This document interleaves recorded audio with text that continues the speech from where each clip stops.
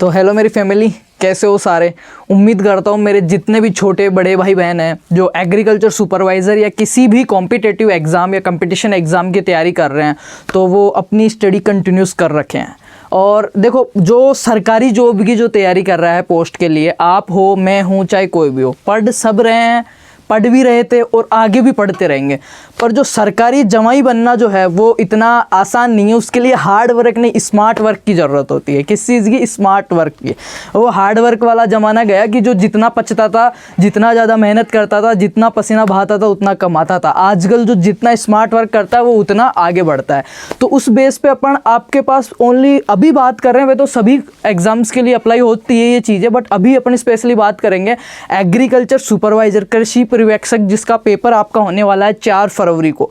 तो बोले तो अपने पास दिन बच रहे हैं इसमें 45 से 47 दिन के बाद, 45 टू 47 48 डेज अपने पास बाकी है बस। और 45 दिन बाद होने वाला है अपना जो युद्ध, और उस युद्ध में सीटें हैं थोड़ी कम और अपने को क्या करना है? जीतना है। तो उसकी एक स्ट्रेटजी, एक रणनीति की बात करने वाले हैं। देखो, सबसे पहला ही कन्फ्यूजन तो ये कि 4 को होएगा नहीं होएगा, तो ये सब चीज़ें दिमाग से कर दो आउट, क्योंकि ये 4 को ही होने वाला है। अगर आपको जॉब लगना है, सिलेक्शन लेना है, तो 4 को ही करवाना है पेपर और 4 को ही आपको देना है और इसी हिसाब से आपकी तैयारी करनी है। अब पीछे कितना पढ़ा था, नहीं पढ़ा था, उन चीज़ों को एक बार के लिए अपन छोड़ते हैं। खासकर ये जो वीडियो है आज वो फ्रेशर स्टूडेंट्स के लिए जो 12वीं पास करके आए। और एक और चीज़ बता दूँ, जो ग्रेजुएशन वाले, एमएससी पीएचडी वाले हैं, बीएससी एग्रीकल्चर हैं, वो और 12वीं वाले एक साथ एक ही बेंच पे बैठ के पेपर देने वाले हैं, सेम पेपर देने वाले। और एक और बात, पुरानी भर्तियों की बात करें ना, सबसे ज़्यादा सिलेक्शन भी 12वीं पास बच्चों ने लिए हैं। तो जो फ्रेशर बच्चे हैं जिनको ज्ञान नहीं है इतना, क्योंकि कोई भी युद्ध हो, देखो एक चीज़ है, मैं बताऊँगा कौन सा टॉपिक से किस प्रकार का क्वेश्चन आता है, कितने क्वेश्चन आते हैं और किस हिसाब से आपको पढ़ना है, इन 45 दिन में कैसे इस युद्ध को अपने को जीतना है। या तो आर या पार, देख लिया होगा, जीत पक्की, आर या पार। बेस्ट एग्जाम स्ट्रेटजी बताने वाला हूँ। ना कोई अपन कोचिंग की बात करने वाले हैं, ना कोई कोर्स आपको खरीदना है, ना कोई मैं नोट सजेस्ट करने वाला हूँ। आपके पास जो कंटेंट है उसको किस हिसाब से अपने को मैनेज करना है, किस हिसाब से अपने को पढ़ना है, क्या अपने को स्ट्रेटजी रखनी है इन 45 दिन में, क्या क्या चीज़ें खुद के अंदर बिल्डअप करनी है ताकि हम ये जीत जाएँ, वो बात करने वाले हैं। वीडियो थोड़ा सा बड़ा हो सकता है, उसके लिए मैं माफ़ी चाहूँगा, पर समझते हैं। एक चीज़ समझो, छोटी सी है, यहाँ पे 2 टीम है, ये है टीम ए और ये है टीम बी। मैं बताऊंगा बाद में कि कौन से टॉपिक से किस हिसाब से एग्रीकल्चर, हॉर्टिकल्चर, कहाँ से किस प्रकार का क्वेश्चन आता है। थोड़ा सा मैं बेसिक एक चीज़ समझा देता हूँ आपको, है ना। ये 2 टीम है, ए और बी। ए वाले के पास सपोज दैट 50 ही सैनिक है और हथियार भी क्या है? कम है। इसके पास सैनिक है 200 और हथियार, गोला बारूद सब ठोक के भरा हुआ है। AK-47 जो मॉडिफिकेशंस जो हैं, जितनी सारी चीज़ें चाहिए वो सारी इनके पास है। और इनका होने वाला है युद्ध 45 दिन बाद, राइट। कितने दिन बाद? 45 दिन बाद। पर एक दिक्कत है, ये जो 200 वाला है, बी वाला है, ये है कौन? इसमें आ रहे हैं अपने MSc PhD, जो हाइगर एजुकेशन वाले हैं, जिन्होंने अच्छी पढ़ाई की है, AOWO वाले, ठीक है, राइट। अपन उदाहरण के लिए समझ रहे हैं, किसी को क्रिटिसाइज़ नहीं कर रहा, तो भाई तभी नहीं लेना है इन चीज़ों को। सारे अपने भाई हैं और एक भाई की तरह, एक बड़े भाई की तरह ही मैं चीज़ें आपको बता रहा हूँ, ना किसी इंस्टीट्यूट या टीचर की तरह, लाइक, है ना। जो मैंने एक्सपीरियंस की है, ये चीज़ें जो मैंने महसूस की, वो आपके साथ शेयर कर रहा हूँ। तो ये मेरा पर्सनल सजेशन है, ऐसे किसी के ऊपर थोपा नहीं जा रहा है कि ये सारी चीज़ें आपको भी करनी है, बट मैं मानता हूँ अगर ये चीज़ें तुम फॉलो करोगे तो कहीं ना कहीं तुम भीड़ से आगे निकल जाओगे, राइट। ठीक है, 45 दिन बचे हैं। तो बी वाला सारी चीज़ें इसके पास है, अच्छी तैयारी है, अच्छा ज्ञान है, अच्छी डिग्रियां हैं, पर इसके पास क्या है? रणनीति नहीं है, युद्ध में कैसे जीतना है भाई, फुल हवा में। दूसरा है ये 12वीं पास वाले बच्चे, बी, ठीक है, इनके पास सैनिक भी कम है, मतलब तैयारी भी कम है, टाइम भी कम था, एक्सपीरियंस भी कम है, सारी चीज़ें। पर इनके पास ये क्या है? रणनीति है कि 45 दिन बाद जब मेरे को ये कम हथियार है, उनको कैसे इस्तेमाल करना है, कहाँ से मेरे को अटैक करना है, क्या आगे लेगा, वीक पॉइंट है, तो ज़्यादा चांस बनते हैं इसके जीतने के। क्योंकि मैटर जो करता है ना चीज़ों को, फाइनली अपने को जो अपन गेन जो करते हैं चीज़ें, उनमें रणनीति, अपनी स्ट्रेटजी, किस हिसाब से अपन काम कर रहे हैं, क्या अपनी स्टेप रहेगी, वो बहुत ज़्यादा मैटर करती है। तो उस बारे में बात करने वाले हैं अपन। तो अपने को क्या करना है? स्मार्ट वर्क करना है, ना कि हार्ड वर्क। और 45 दिन में आप वैसे भी हार्ड वर्क नहीं कर सकते। तो उससे पहले मैं बताऊंगा, यहाँ से सारा पेपर शेड्यूल सारा बनाया हुआ है, सारी चीज़ बात करेंगे। कुछ मैं छोटी सी चीज़ एक बता देना चाहता हूँ आपको। पेपर से पहले कोई सा भी पेपर हो, कोई भी आपका लाइफ का बिजनेस हो मान लो, या MSc का हो, BSc का हो, कोई सा भी पेपर हो, लाइक, तो उससे पहले आदमी के अंदर 5 चीज़ें होनी चाहिए। क्या? 5 चीज़ें खुद की बिल्डअप होनी चाहिए, चाहे वो सेल्फ बिजनेस कर रहा है, एम्प्लॉयमेंट है, कुछ भी है, उसको सक्सेस अगर पाना है ना तो 5 चीज़ें ज़रूरी है। सबसे पहली चीज़ आती है यहाँ पे आत्मविश्वास। आत्मविश्वास ये क्या है, मेरे पास पेन नहीं है, मिल गया। सबसे पहली चीज़ अपनी क्या आती है इसमें, आत्मविश्वास, कॉन्फिडेंस जिसको आपको कहते हो। तो कॉन्फिडेंस होना चाहिए कि मैं ये चीज़ कर लूँगा, चाहे 45 दिन हो चाहे 45 महीने, मेरे को ये चीज़ करनी है। पहली चीज़ ये, ओवर कॉन्फिडेंट नहीं होना है, कॉन्फिडेंस रहना है। ओवर कॉन्फिडेंट बिल्कुल भी नहीं होना है कि आता है सब भाई को। तो कॉन्फिडेंस रहना अच्छी बात है, और कॉन्फिडेंस 2 चीज़ है। ओवर कॉन्फिडेंट होते हैं आप नुकसान में जाते हो, ठीक है। पहली चीज़ आपको कॉन्फिडेंट रहना है। दूसरी चीज़ आती है आत्मविश्वास के बाद में आपके पास वो आती है पॉजिटिविटी या सकारात्मकता। सकारात्मक नज़रिया जो है ना आदमी का, वो बिल्कुल पॉजिटिव होना चाहिए कि यार कर लेंगे, हमसे नहीं हुआ तो किसी से नहीं होगा। और करना क्या है, चाहे 450 सीट हो चाहे 4 सीट हो, अपने को मेरी 1 सीट से मतलब है, बाकी 3 से मेरे को मतलब ही नहीं है। बाकी जो 400 बच रही है, जैसे सपोज करो 450 सीट है, जो 449 बच रही है, उनसे मेरे को कुछ लेना देना ही नहीं है। मेरे को मेरी 1 सीट से मतलब है, कंपटीशन नहीं है, मेरे को मेरी 1 सीट निकालनी। सब आप जैसे हैं, सब मेरे जैसे हैं, सब गधे घोड़े हाथी सारे एक रेस में दौड़ने वाले हैं, एक ट्रैक पे दौड़ने वाले हैं, और same question, same paper, same bench, same दिन दौड़ने वाले हैं, सेम समय। तो वो 2.5 घंटे जो हैं वो वहाँ मैनेज करने हैं ना, वो इस रणनीति के द्वारा ही, इन चीज़ों से ही आप कर सकते हो। सेकेंडरी, पहला कॉन्फिडेंस रहना है, ओवर कॉन्फिडेंस नहीं होना है। सेकंड चीज़ पॉजिटिव अपने को रहना है, बिल्कुल सकारात्मक नज़रिया, बिल्कुल शांत दिमाग से अपने को 2.5 घंटे मैनेज करना है, पेपर देना है। अभी जो 45 दिन में पढ़ाई कर रहे हो, वो भी 45 दिन कैसे बचे वो भी सारी बात मैं बताने वाला हूँ, ठीक है। एक आपको वजह भी मालूम होना चाहिए कि वाई मैं ये चीज़ कर क्यों रहा हूँ। सुपरवाइजर का पेपर तो दे रहा हूँ, ये तैयारी कर रहा हूँ, इतने दिन से पढ़ रहा हूँ, 45 दिन और पढ़ूंगा, पर वाई पढ़ क्यों रहा हूँ। मेरा लक्ष्य क्या है कि पढ़ूंगा, अच्छी जगह जॉब लग जाऊंगा, अच्छी शादी हो जाएगी, लाइक अच्छी मेरा आर्थिक स्थिति सुधर जाएगी, पारिवारिक स्थितियाँ हैं वो सुधर जाएगी, या मेरे को समाज में अच्छी इज्जत मिलेगी, या मेरा व्यवहारिक ज्ञान है वो बढ़ेगा, या मैं फील्ड में काम करना चाहता हूँ। वाई कर क्यों रहे हो, पहले ऑब्जेक्टिव आपका क्लियर है ना अगर, तो आपको मेरे को लगता है एक स्टेप तो आप वैसे ही भीड़ से आगे निकल, क्योंकि लोगों को यही नहीं पता मैं कर क्यों रहा हूँ सुपरवाइजर। सही में ये है कि हाँ बुआ का लड़का लग गया था उस टाइम, वो ढाणी में वो लग गया था इसलिए वो भी कर रहा है, उसको यही नहीं पता मेरे को करना क्यों है, और ये नहीं किया तो मैं आगे क्या करूँगा, और बेटर ऑप्शन क्या है मेरे पास, मालूम ही नहीं है। तो दूसरी चीज़ वो हो गई सकारात्मक रहना, बिल्कुल पॉजिटिव। उसने इतना पढ़ लिया, वो वहाँ से टेस्ट दे रहा है, इन चीज़ों में दिमाग ही नहीं खपाना, अपनी करनी पार उतरनी, खुद का पॉजिटिव रहना है। आपके जो भी देवता हैं देवी हैं जिसको मानते हो उसको दिल में बसाए रखना, अपने गुरुजनों को, अपने माता पिता को, अपने सपनों को, और बिल्कुल कॉन्फिडेंस के साथ बिल्कुल कूल रहना है और पॉजिटिव रहना है। थर्ड जो इसमें चीज़ है अपने पास वह है ईमानदारी, ऑनेस्टी जो है, ईमानदारी। जो आप काम करोगे इन 45 दिन में ईमानदारी से अगर करोगे तो इतनी बड़ी कोई लड़ाई नहीं है ये, चाहे 12वीं पास बच्चा हो, क्योंकि 12वीं लेवल की भर्ती है ये, कोई ज़्यादा वो नहीं। और पेपर देखना इतनी शांत, इतनी अच्छी चीज़ें आती है ईजी वे में। अगर बेसिक्स जिनके क्लियर है और जिनने शांत दिमाग से पेपर को 2 बार पढ़ के अगर ऑप्शन पढ़ के दिया है ना, तो आराम से क्वालिफाई कर सकता है, कोई बड़ी भारी बात नहीं है ये चीज़, ठीक है ना। 1 सेकेंड, वेट ए मिनट, ठीक है। ईमानदारी रखनी है, पड़ोसी से झूठ बोल लेना, लाइब्रेरी वाले से झूठ बोल लेना, कोचिंग के टीचर से झूठ बोल लेना, पर अपने आप से और अपने परिवार से, अपने माता पिता से जो आपको महीने के 4,000 भेज रहे हैं उनसे झूठ मत बोलना। थर्ड जो चीज़ है, ईमानदारी रख ली आपने, सकारात्मकता आपने रख ली, उसके बाद में आता है सैक्रिफाई, त्याग। अब देखो कुछ भी अगर बड़ा अचीव करना चाहते हो ना अच्छा, तो त्याग आपको करना पड़ेगा। लाइक अभी स्टूडेंट लाइफ की बात करूँ तो त्याग क्या करना है, इन 45 दिन में आपको त्याग करना है किसका, जीवने जो हैं, शादी ब्याह है, सवामणी है, भात है, भंडारे हैं, थड़ी पे बैठना है, यारों की महफिल है, बर्थडे सेलिब्रेट, घूमना फिरना, फ़ोन, बाबू सोना, फ़ोन, खाना खाया नहीं खाया, फलाना ढिमका, जो भी चीज़ें हैं। ज़्यादा दिन नहीं, सिर्फ 45 दिन की बात है, 2 महीने भी नहीं, 45 दिन। और 45 दिन कैसे बच रहे हैं वो देखो, 15 दिन तो इस महीने के बच रहे हैं और 1 महीना अगला। 4 तारीख को तो पेपर है ही, 4 तारीख को तो पेपर है ही, तो 3 दिन वो मान लो, तो 47 दिन मान लो। तो इनमें आपको त्याग करना है सारी चीज़ों का। देख लो कुछ भी अगर आज तक लाइफ में कुछ बड़ा हुआ है, डॉक्टर अब्दुल कलाम थे, कोई भी था, XYZ, कोई भी किसी भी महान पुरुष को उठा के देख लेना जिन्होंने कुछ अच्छा किया है ना, अगर किसी के लिए या खुद के लिए या परिवार के लिए, समाज के लिए, देश के लिए, तो सबसे बड़ी जो चीज़ें होती हैं, अच्छी जो चीज़ें होती हैं, वो क्या मांगती है? बलिदान मांगती है, त्याग मांगती है। और त्याग आपसे ऐसे नहीं मांग रही कोई किसी की जान देनी है या किसी को खोना है, नहीं भाई। 45 दिन के लिए सिर्फ मेहनत करनी है, जो फालतू की जो माइनर चीज़ें हैं जो आपका मेजर टाइम ख़राब कर रही है, छोटी छोटी चीज़ें जो आपका बहुत बड़ा टाइम ले रही है, उनको त्याग करना। और वो भी कितने दिन? 45 दिन।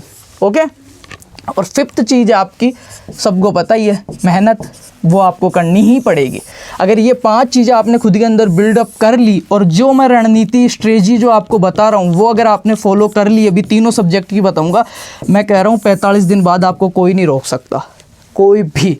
पर इन चीज़ों में कहीं ना कहीं आप सेक्रीफाइस कर रहे हो, चोरी कर रहे हो, इनमें आप कुछ ना कुछ मिस कर रहे हो, तो कहीं ना कहीं आप पीछे हो सकते हो। बाकी अगर इन चीज़ों को फॉलो करते हो जो मैं अब बताने वाला हूँ, उसको अगर आप पॉइंट टू पॉइंट फॉलो करते हो ना, मैं कह रहा हूँ तुम बहुत अच्छा स्कोर करोगे। अगर फेल भी हुए ना ज़िंदगी में, तो तुम्हें ये मलाल नहीं होगा कि यार मैं क्यों नहीं पढ़ा।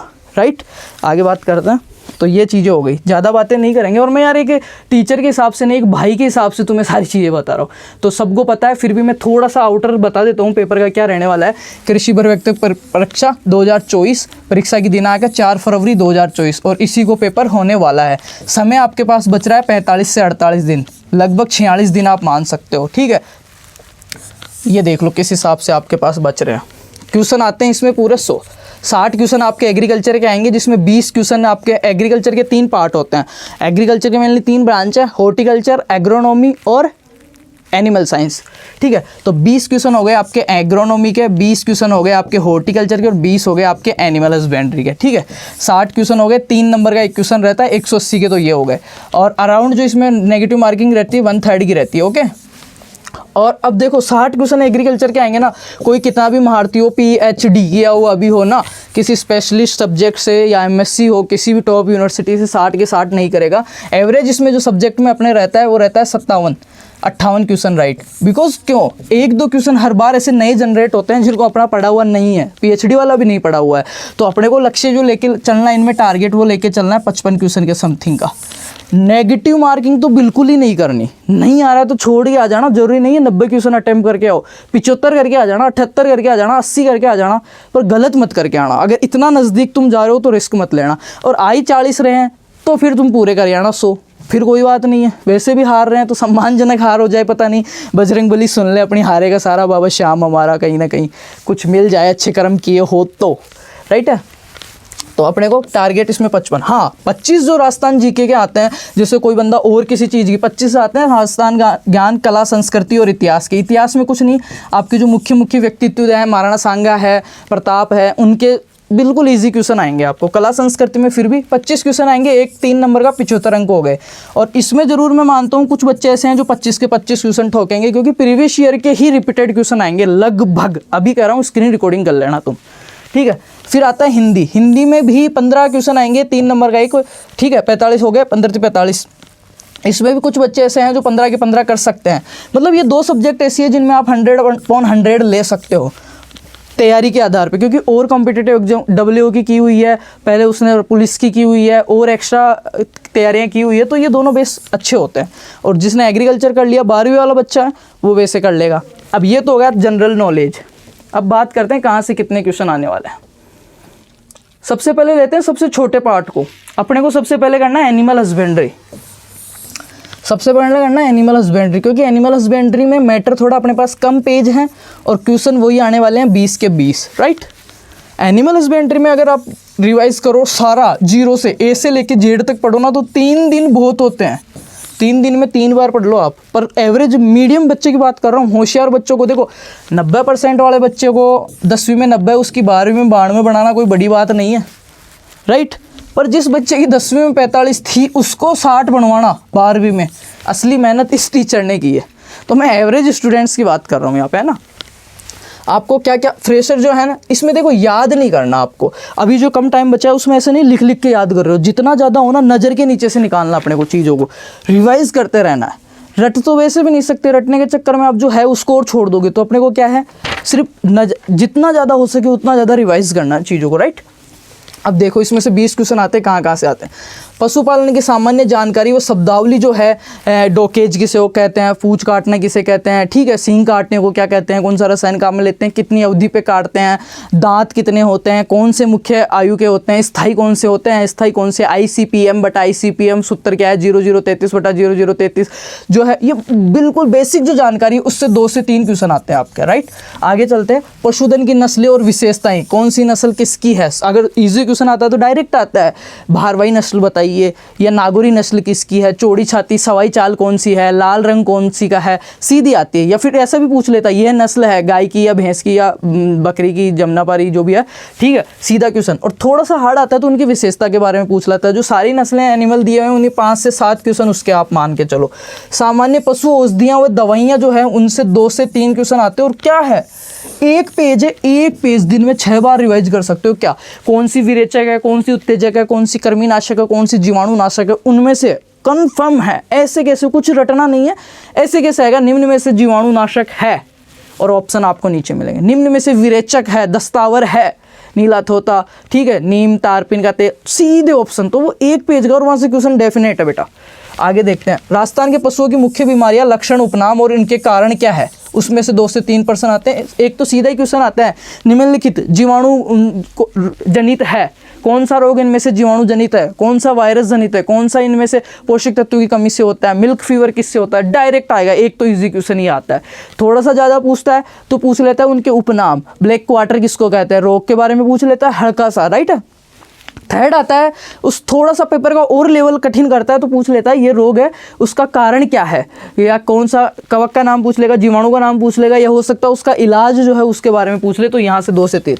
आपका जो डेयरी है उसमें जैसे खींस हो गया, दूध परीक्षण की जो विधियाँ हो गई, घी, भोजन, फैट, प्रोटीन, ये जो है पूरा जो उधर का पार्ट है उसमें से 5 से 7 क्वेश्चन आते हैं। दूध की कौन सी विधि से क्या किया जाता है, परीक्षण कौन सी, नाइट्रोजन विधि कौन सी है, गर्भर विधि में कितना दूध लिया जाता है, 10.75 ml पेट में कितना वो लेते हैं, कितने RPM पे चलाते हैं, मोटी मोटी चीज़, ज़्यादा कुछ ऐसा है नहीं क्योंकि सब किसान परिवार से हैं तो देखी हुई सारी चीज़ें, नई चीज़ें कुछ नहीं है। ये 20 क्वेश्चन का मैटर है, इसमें कुछ ज़्यादा दिया हुआ नहीं है। अब बात करते हैं, सबसे बड़ा जो इशू रहता है वो अपने एग्रोनॉमी का रहता है क्योंकि सबसे लेंथी पार्ट है। एग्रोनॉमी के भी 20 ही क्वेश्चन। अब एग्रोनॉमी को मैंने क्या है 2 भागों में बांट दिया, एक तो हो गई जनरल एग्रीकल्चर और एग्रोनॉमी, और एक हो गई सोइल साइंस। सोइल साइंस में देखो 5 से 7 क्वेश्चन का मैटर है, ये इतना सा। इसमें क्या क्या है समझो एक बार चीज़ को। मृदा में क्या क्या पूछेगा, पहले तो आपको पोषक तत्वों की बात करता हूँ। पोषक तत्वों से आराम से 2 से 3 क्वेश्चन आपको मिलेंगे। पोषक तत्वों में क्या है, उनका क्लासिफिकेशन, किसने अवधारणा दी थी, उसको दोबारा से रिपीट किसने किया, नई अवधारणा किसने दी, राइट, वैज्ञानिकों नाम। फिर हो गए प्राथमिक, द्वितीयक, तृतीयक, सूक्ष्म, माइक्रो, मैक्रो, वो हो गए। फिर वहाँ से क्या पूछेगा, सीधा सा जो आपके NP का वगैरह है। एक क्वेश्चन तो उपलब्धता का आता है कि नाइट्रोजन को किस रूप में पौधे उपलब्ध करता है, एमाइड के रूप में कौन से ले रहे हैं, किस रूप में ले रहे हैं, माइनस में लेते हैं, प्लस में लेते हैं, अचल है, चल है, एक्टिविटी के बारे में आता है, राइट। एक आता है स्रोत, एपेटाइट है, कौन सा है, ठीक है, किसका कौन सा स्रोत है उसके बारे में। और एक आता है किस रूप में ले रहे हैं, उपलब्धता का स्रोत और रूप। और ये जो चीज़ें हैं नॉर्मली नाइट्रोजन के कार्य क्या हैं, कमी से कौन सा हो रहा है, लक्षण इनके, और पूर्ति के लिए तो जिंक का या तो आएगा आपके, ठीक है, ये आता है पोटेशियम का लगभग। और अगर पूछता है थोड़ा जटिल प्रश्न आता है तो आपकी जो उर्वरक की जो विधियाँ हैं उनमें से आता है सीधा सा क्वेश्चन, खाद बनाने की ये विधि किसने दी थी, कितने दिन में तैयार होता है, कब पलटना पड़ता है, कहाँ की है, कौन सी है, पुरानी है, विकसित है, फलाना ढिमका, ये चीज़। दूसरा इनमें से आता है एक चीज़ और, उर्वरक, वो उर्वरक का बात बाद में करेंगे, अभी पोषक तत्वों की बात कर रहे हैं, ये हो गई। फिर आता है खाद वाले में, तो इनमें पोषक तत्वों की मात्रा पूछ लेते हैं। गोबर खाद में NPK की मात्रा बताओ, स्लैग में, बेसिक स्लैग में कितनी होती है, नाइट सोइल में कितनी होती है। तो वो छोटी छोटी चीज़ें हैं, NPK का आप ट्रिक बना के शॉर्ट में याद कर लो। 11th-12th की किताब पढ़ लो, पुराने पेपर पढ़ लो। 11th-12th इज सबसे बेस्ट है, NCERT या जो आपकी RPSC की जो चल रही है सबसे बेस्ट है वो किताब है, ठीक है।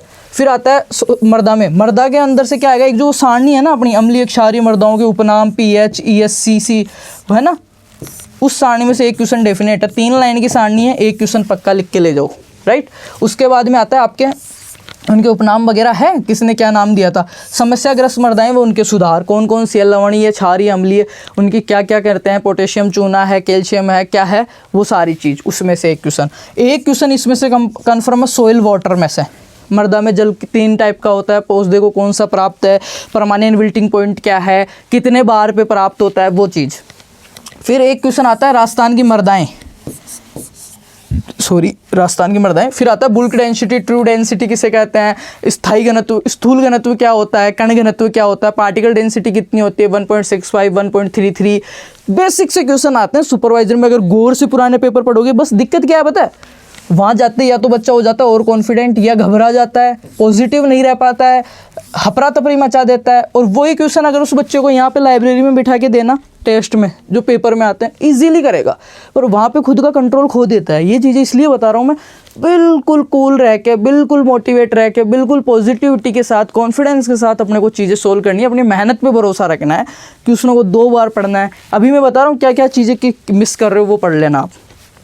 ये हो गया इसमें से 5 से 7 क्वेश्चन। अब आते हैं एग्रोनॉमी में।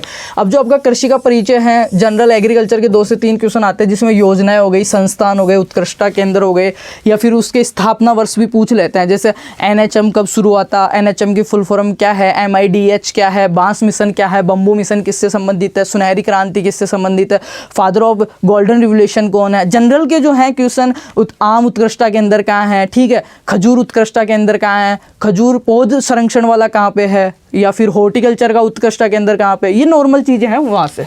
फिर आता है उसके बाद में एग्रोनॉमी में आप पढ़ते हो जलवायु खंड। तो राजस्थान के सदस्य जलवायु खंड में से एक क्वेश्चन आता ही आता है, कौन सा बड़ा है, कौन से में ज़्यादा बरसात होती है, सूखा किस में रहता है, कितने mm होती है, फलाना ढिमका।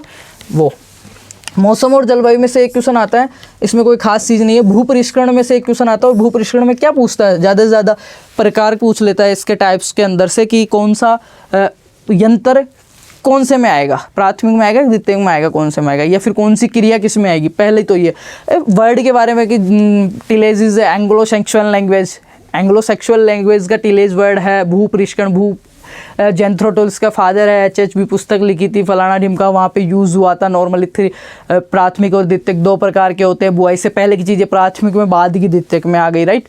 और मतलब नॉर्मल सी चीज़ें हैं, और बिल्कुल ईजी क्वेश्चन आता है। अगर हैवी में ना लें, शांति से पढ़े तो, ऐसे तो बहुत ही आपको भारी लगेगा अगर एक भी बार टिलेज टॉपिक नहीं पढ़ा तो फिर तो, पर अगर एक बार ध्यान से पढ़ा है और एक बार क्वेश्चन को ध्यान से पढ़ा है और कहीं ना कहीं भिड़ता है, कहीं ना कहीं वो चीज़ फेस करती है और अपन राइट क्लिक करते हैं, राइट। कॉन्फिडेंस रहना चाहिए। वहाँ पे अगर कंफ्यूज हो गए ना, यार ये था, फिर वो वहीं गलत हो गया, फिर आप ये ना करोगे, या ना करोगे, ये भी नहीं करोगे, ये करके आओगे आप, और वो आपका वैसे गलत था। टिलेज वर्ड वगैरह हो गया। फिर आता है ऑर्गेनिक फार्मिंग आपके बारे में। फिर आता है ड्राई फार्मिंग। ड्राई फार्मिंग में से भी एक क्वेश्चन कन्फर्म है, इसमें आप नमी संरक्षण के जो तरीके हैं उनमें से आ सकता है, या जो बरसात का पूछता है 750 mm से 1100 जो है वो। तो छोटी से मेरे को लगता है ये भू परिष्करण, नमी है ना, और ये शुष्क खेती, जैविक खेती, ये 4-5 जो टॉपिक है ना छोटे छोटे, मौसम, जलवायु और राजस्थान के जलवायु खंड और ये योजनाएं वगैरह, ये 15 से 20 पेज का मैटर है, और इसमें से आराम से आपको 5 से 7 क्वेश्चन उलझे हुए मिलेंगे, राइट। फिर बात करते हैं आगे इरिगेशन के। अब इरिगेशन में ड्रिप का कहाँ से विकास हुआ, कौन सी क्या विधियाँ हैं, ठीक है, किस में बेस्ट रहेगी, फलहारी में कौन सी रहेगी, हॉर्टिकल्चर में कौन सी रहेगी, प्रेशर कितना रखते हैं, हृदय कौन सा है, 1 ई-मीटर 1 लीटर 1 घंटे में कितना पानी डिस्चार्ज करेगा, पानी के पाइप की लंबाई कितनी है, फव्वार विधि के क्या लाभ है, क्या हानि है, कितना इसका एफिशिएंसी रहता है। छोटी मतलब बेसिक चीज़ें जो बाहर में पढ़े हो, नई चीज़ कुछ नहीं है। ये बताने का मेरा मोटिव ये है कि यहाँ से इस प्रकार के क्वेश्चन आ सकते हैं, इस टॉपिक को आपको कवर करना है, राइट। नई चीज़ कुछ भी नहीं बता रहा मैं। किस्में फसलें, उनमें से भी आपके 3 क्वेश्चन आते हैं। तो किस्म का क्वेश्चन यही नहीं भी याद हो रहा ना, अगर देखो किस्म का क्वेश्चन आएगा तो सबको आएगा, नहीं आएगा तो किसी को नहीं आएगा। अगर नई किस्म ऐसे उठा के दे दी जो नोट्स में है ही नहीं, ऐसे तो 50 लिखा दो चाहे लोग, है ना। पर अगर आता है ना बेसिक सा, तो ये है कि ऐसी वैरायटी आती है जो लगभग जिसने पढ़ाई की है उस हर बच्चे के वीडियो ही रहती है और वो करके आता है उस चीज़ को, राइट। ये अपन एग्रोनॉमी और उसकी बात कर लिया। बात करते हैं हॉर्टिकल्चर की। हॉर्टिकल्चर का भी देखो एग्रोनॉमी से तो छोटा ही सिलेबस है, समझा देता हूँ मैं। 20 क्वेश्चन आएंगे जिसमें आपको क्या क्या 2 क्वेश्चन तो ऐसे मिल जाएंगे जो आपको botanical name, family, chromosome number के मिल जाएंगे। पूछ लिया आपको फालसा की फैमिली क्या है, फालसा की फैमिली क्या है, या लीची का नाम पूछ लिया। जो आपके सिलेबस में है वो चीज़ें, 1-2 चीज़ ऐसी है थोड़ी सी मिलती जुलती आगे आउट नीचे भी हो जाती है, राइट। पोषक तत्व, पोषक महत्ता पूछ लिए, कौन से में कैल्शियम सबसे ज़्यादा किस में होता है, दे दिया ऑप्शन। आपको पढ़ा हुआ सब गया है कैल्शियम किस में है, पढ़ा हुआ सब गया, पर जिसका कन्फर्म है, जिसने स्मार्ट तरीके से स्टडी की थी उसका ही क्लियर हो गया। तो ये क्वेश्चन है कैल्शियम सर्वाधिक किस खाद उसमें पाया जाता है, फ्रूट में। ऑप्शन दे देता हूँ मैं आपको, खजूर, केला, लीची और अखरोट। इसका मेरे को कमेंट करना, सर्वाधिक कैल्शियम किस में पाया जाता है और कितने % पाया जाता है। छोटा सा क्वेश्चन है आपका बेस देखने के लिए हॉर्टिकल्चर का, बिकॉज हॉर्टिकल्चर अभी मैं थोड़ा ज़्यादा पढ़ रहा हूँ तो मेरे को हॉर्टिकल्चर का थोड़ा बहुत ठीक पता। पादप प्रवर्धन की विधियाँ हैं। अब पादप प्रवर्धन की विधियाँ, प्लांट प्रोपगेशन किसको कहते हैं, मल्टीप्लिकेशन में जो वृद्धि करते हैं, पादपों की सतत वृद्धि करते हैं, उसको प्रवर्धन करते हैं। 2 विधियाँ होती है, लैंगिक सेक्सुअल और अलैंगिक एसेक्सुअल, वेजिटेटिव या कायिक या वानस्पतिक। शब्द से समझ में आ रहा है, कायिक मतलब किसी भी body parts like root, shoot, leaf, कुछ भी हो सकता है ना, स्टेम, उससे तैयार कर रहे हैं। पहली थी लैंगिक या सेक्सुअल बाय सीड। अब इसमें से अगर क्वेश्चन बनता है तो सीधा आता है, ऐसी कौन सी पादप प्रवर्धन की विधि है जिसमें ट्रू टू टाइप नहीं होते हैं। ट्रू टू टाइप का मतलब होता है सत्य। ट्रू टू टाइप मतलब जो आपके पेरेंटल हैं, जनक पौधा है, मातृ पौधा, उसके समान नहीं होते, तो बीज वाले में नहीं होंगे, क्योंकि इसमें कुछ ना कुछ विभिन्नताएं आ जाएगी। नई किस्म बनानी है अपने को, वेरिएशन अपने को देना है, तो बाय सीड अपन कर सकते हैं। फिर यहाँ से क्वेश्चन बनता है, ऐसे पढ़ा करो, देखो रटा मत करो, बाय सीड में कर रहा हूँ, किस में कर रहा हूँ, पपीता हो गया, तो पपीता इसके लाभ में आ गया और एसेक्सुअल वाले के हानि में आ गया कि पपीता ऐसा है जिसमें एसेक्सुअल या वेजिटेटिव प्रोपगेशन नहीं कर सकते, फालसा हो गया। तो नॉर्मल चीज़ें हैं, बिल्कुल रिलेट कर करके पढ़ोगे ना। फिर बात करते हैं एसेक्सुअल की, तो इसमें 5 है, ट्रू टू टाइप होते हैं 5 है। पहली हो गई कलम, कलिकाइन, ग्राफ्टिंग, लेयरिंग, ठीक है, कटिंग, बडिंग, लेयरिंग, ग्राफ्टिंग, ये हो गई। कलम में से क्वेश्चन पूछेगा तो क्या पूछेगा, 3 होती है, हार्ड, सॉफ्ट, वुड और सेमी हार्ड। उसमें से कोई नहीं पूछ रहा। पूछता है कलम की लंबाई कितनी रखते हैं, एवरेज 22.5, कितना भाग दबाते हैं, 2/3 भाग, ठीक है। जड़े किससे निकालते हैं, IBA, रूटारेक्स, वेपर रूट, जो भी आपका, ठीक है, रूटेक्स, वो हो गया। कितने डिग्री के कोण पे लगाते हैं, 45 डिग्री के कोण पे लगाते हैं, तिरछा कटान लगाते हैं, नॉर्मल चीज़ें पूछता है, और यही चीज़ें वहाँ पे अपने हेवी हो जाती है। फिर बात करते हैं कलिकाइन, या इसमें से अगर आता है बडिंग, तो सबसे महत्वपूर्ण इसमें आंवले का पूछता है। आंवले का पेज बडिंग, आंवले में नाम पूछ लेगा आपको, गुणसूत्र पूछ लेगा, फैमिली पूछ लेगा, U4 BSc आपको, राइट है। फिर आता है ग्राफ्टिंग, कितने प्रकार है, वी ग्राफ्टिंग किसको कहते हैं, वीनियर ग्राफ्टिंग किस में है, आम के महाराष्ट्र में कौन सी करते हैं, नॉर्मल चीज़ आती है, और रिपीटेड क्वेश्चन आते हैं, थोड़ा सा चेंज आता है। फिर आता है लेयरिंग में, लेयरिंग का एक और क्वेश्चन पूछता हूँ मैं आपको, मार्कोटेज के नाम से किस लेयरिंग को जाना जाता है, मार्कोटेज या चाइनीज़ लेयरिंग, तो इसको कहते हैं एयर लेयरिंग, जो लीची में करते हैं। नॉर्मल से क्वेश्चन आते हैं, स्टूलन, भूसतारी, खजूर में किससे करते हैं, कितने किलो का ऑफशूट लेते हैं, केले में किससे करते हैं, रनर्स, अस्थायी तना किस में पाए, सॉरी, ट्रू स्टेम किस में नहीं पाया जाता है, तो किस में नहीं पाया जाता है, केले में नहीं पाया जाता, क्योंकि केले के तने में क्या होते हैं, छिलके होते हैं। ट्रू स्टेम मतलब फिक्स यार चीज़ें, नॉर्मल चीज़ें, हेवी होना ही नहीं है, बस पढ़ना ध्यान से, सॉरी, ये हो गया। फिर उसके बाद में अपन हॉर्टिकल्चर में पढ़ते हैं बाग लगाने की विधियाँ। यहाँ से क्वेश्चन आता है, नॉर्मली 5 जो विधियाँ हैं उनमें से सबसे पुरानी प्रचलित कौन सी है, वर्गाकार हो गई। फिर पूछते हैं सबसे ज़्यादा स्थायी पौधे किस में लगाएंगे, सबसे ज़्यादा स्थायी जो पौधे लगेंगे वो लगेंगे हेक्सागोनल में, आपके षटभुजाकार में, शहरी क्षेत्र में लगाते हैं पौधे, ज़्यादा नज़दीक लगते हैं, ज़्यादा उत्पादन, महंगी भूमियाँ, राइट। पूछता है सबसे ज़्यादा अस्थायी पौधे किस में लगेंगे, तो वो लगेंगे आपके पंचभुजाकार, क्वीन कक्ष के अंदर लगेंगे। पूछता है फिलर प्लांट या पूरक पौधा विधि को किसको नाम से जाना जाता है, पंचभुजाकार। पूछते हैं बेस्ट फिलर प्लांट कौन सा है, केला, जामुन, फालसा, राइट, पपीता। तो नॉर्मल सी चीज़ें हैं, वो पढ़ना आप। उसके बाद में पूछता है पौधों की संख्या कौन सी विधि में कितनी निकालेंगे, तो वो आपको आता है। एक प्रश्न आता है लू, पाला, वायुरोधी वृक्ष पट्टिका का महत्वपूर्ण प्रतिकूल परिस्थितियाँ, अफलन क्या है, किसके कारण होता है, क्या उसमें से आता है। एक आता है हार्मोन्स में से कन्फर्म क्वेश्चन, तो हार्मोन 5 है, ऑक्सीजन है, ऑक्सीजन में क्वेश्चन अगर आएगा तो क्या आएगा यार, क्या पूछ सकता है, बनने लायक चीज़ है, लाइक नेचुरल ऑक्सीजन कौन सा है, प्राकृतिक ऑक्सीजन कौन सा है, आपको क्वेश्चन दे दिया ऐसे। लाइक मैं बता देता हूँ आपको कि निम्न में से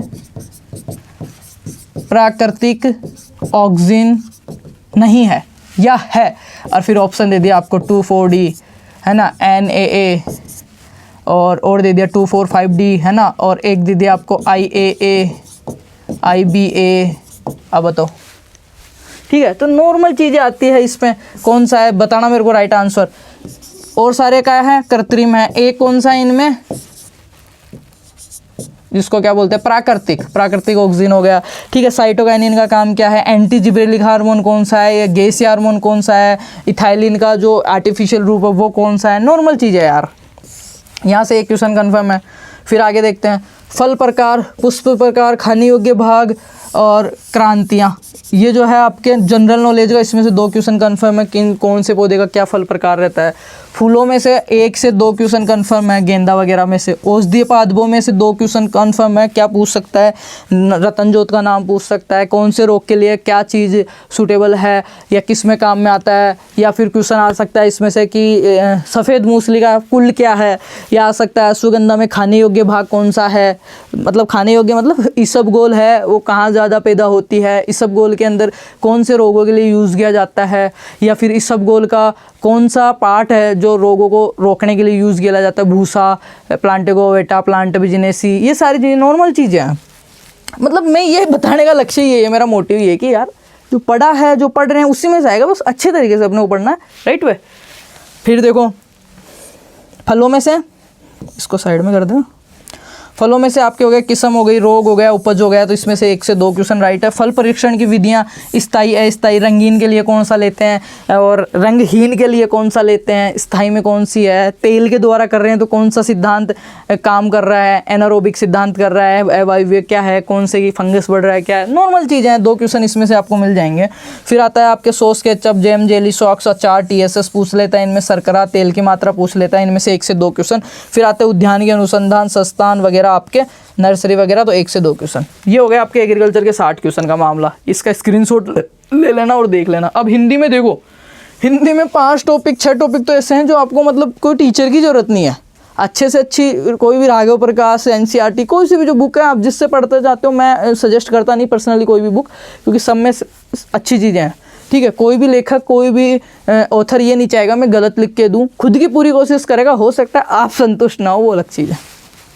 मुहावरे हो गए, लोकोक्ति, पर्यायवाची, विलोम, वाक्यांश के लिए एक शब्द, ये तो ऐसे हैं जो आप 3 घंटे में पूरा पढ़ सकते हो। 11 टॉपिक है, 5 टॉपिक तो हटा ही दो, बचे 4-5 समझने के, संधि, समास, विग्रह, तो वो आप अच्छे टीचर से क्लासेस ले सकते हो। अभी भी कुछ नहीं बिगड़ा, 45 दिन में भी मैं कह रहा हूँ जीत सकते हो, नहीं जीत जाओगे, भरोसा अगर रखोगे। बात करें जीके की, 25 क्वेश्चन आते हैं। 25 में से अपने जैसे इतिहास का है, इतिहास में से 1 से 2 क्वेश्चन आते हैं, पूछ ले तो 3 भी पूछ ले।